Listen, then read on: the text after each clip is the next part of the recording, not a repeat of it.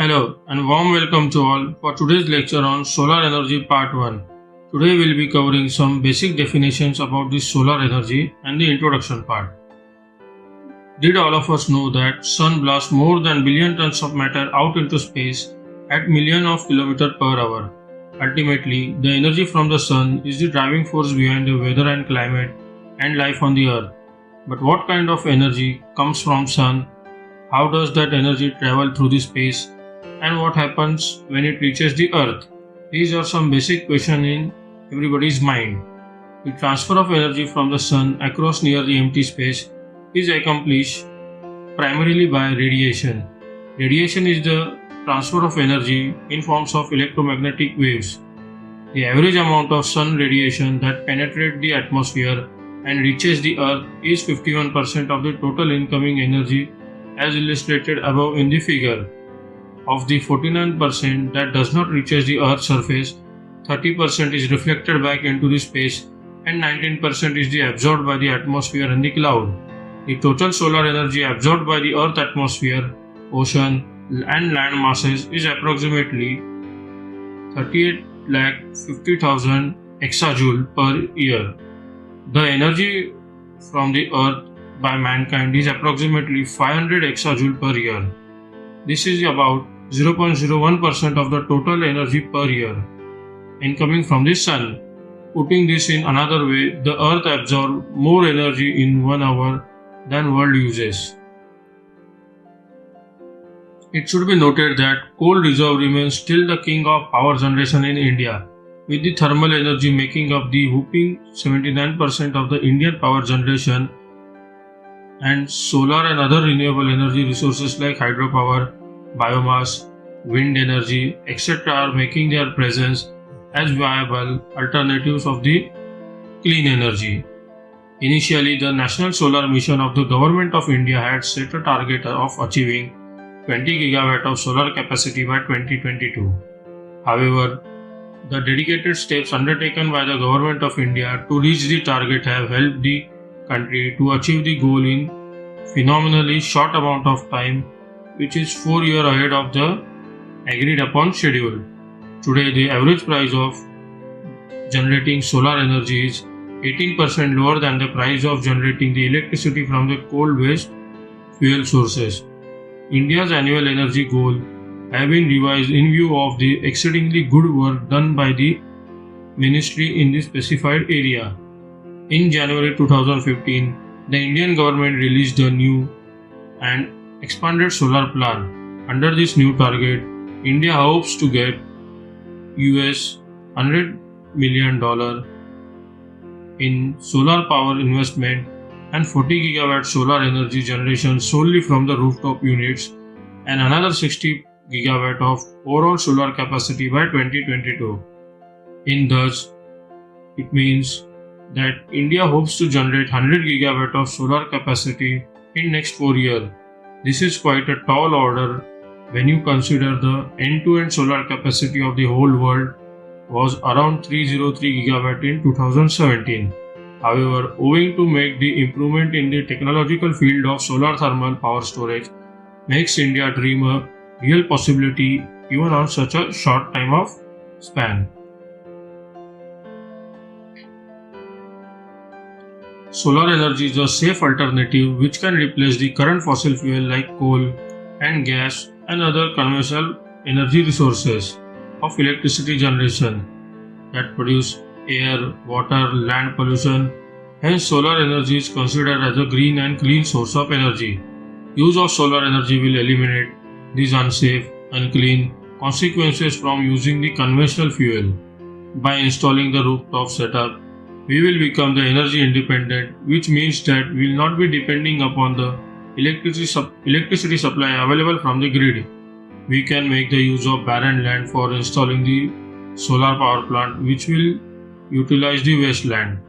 Also, the cost of electricity produced by the solar plant is less than that of produced by the coal-fired power plant, as rooftop solar plants are located very near to the demand center. Hence, the transmission losses will be also very much less rather than if we compare it to the other types of plant. where the power plant and demand center are far remotely located. These type of power plant have better grid security as there are very less chance of theft of electricity generation at the generation point. There are always chances of creating jobs in this field like consultant, installer, maintenance. So there is a boost to the economy in all aspects.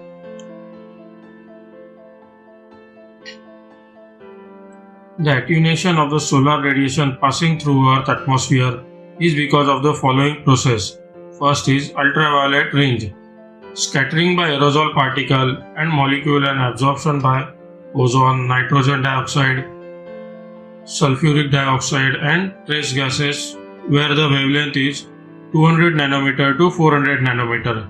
Next is the visible range, scattering by aerosol particle and molecules, slight absorption by aerosol particle, ozone and other trace gases where the wavelength is 400 nanometer to 700 nanometer. Next is the infrared range, absorption by water vapor and the aerosol particle, but the slight scattering where the wavelength is 700 to 2500 nanometer. Due to infrared and far infrared where the wavelength is over and above 1100 nanometer, it heats up the panel due to which the efficiency of PV panel will drop down. Under the visible frequency wavelength, the solar PV panel gives the better output and produces maximum power where the efficiency is high. The radiation sent by the sun is spread across the broad range of wavelength at different intensity. The electromagnetic solar radiation imposing on the upper edge of the atmosphere is termed as the extraterrestrial radiation. The mean integral of the full spectrum is 1367 watt per meter square, that is also called as solar constant. The radiation received by the Earth's surface will be direct beam radiation and the diffuse beam radiation because of cloud. Next, to produce the electricity from solar cell, those are made from the semiconductor material that converts the light into electricity. The most common material used is the semiconductor during the solar cell manufacturing process is silicon. Following is the types of solar panel. Monocrystalline solar panel. If we see the solar panel with a black cell, it's almost likely a monocrystalline panel. These cells appear black because of how light interact with the pure silicon crystal. While the solar cells themselves are black, monocrystalline cell panel have the variety of color for their black sheets and frames.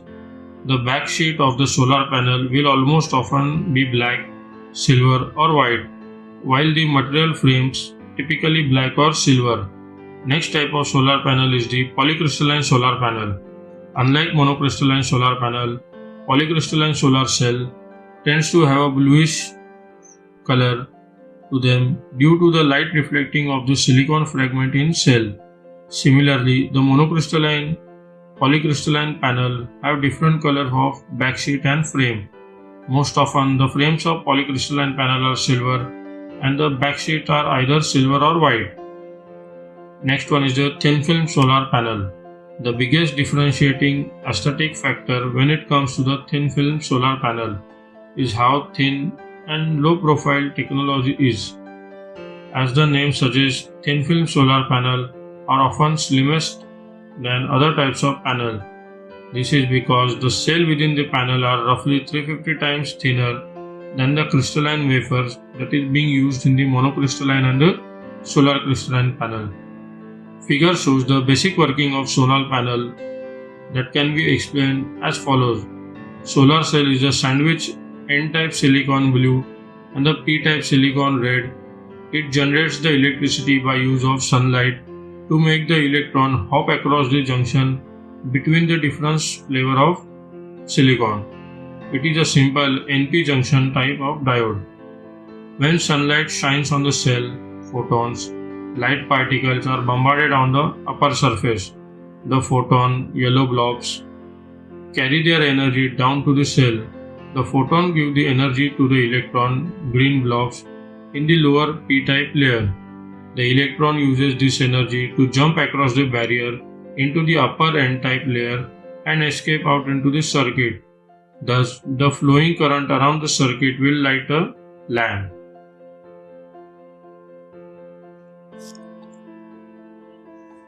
Following are the methods of harnessing the solar energy: passive solar energy, active solar energy, photovoltaic solar power, solar thermal energy, and the concentrated solar power.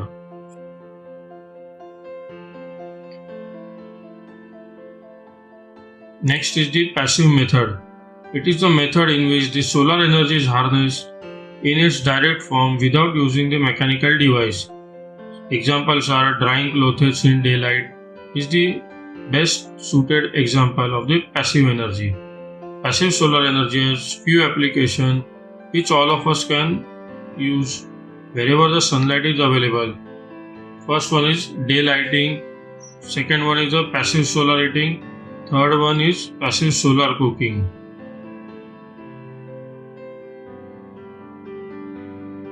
Next one is active methods. Active methods make the use of mechanical or electrical equipment for functioning and increases the system efficiency. Example, the water pumps that are used to circulate the water through the active solar energy water heater system. Application of active solar energy methods are active solar water heating, active solar pool heating, and active solar space heating.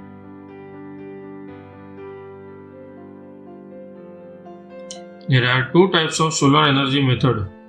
Solar thermal energy is the heat energy derived from the incident solar energy used by PV panel. Advantage of this solar energy are it is freely available. The next advantage is although it is freely available, but the intensity of sun energy might vary over a period and or over the time. The application of the solar energy is the solar air heater or water heater.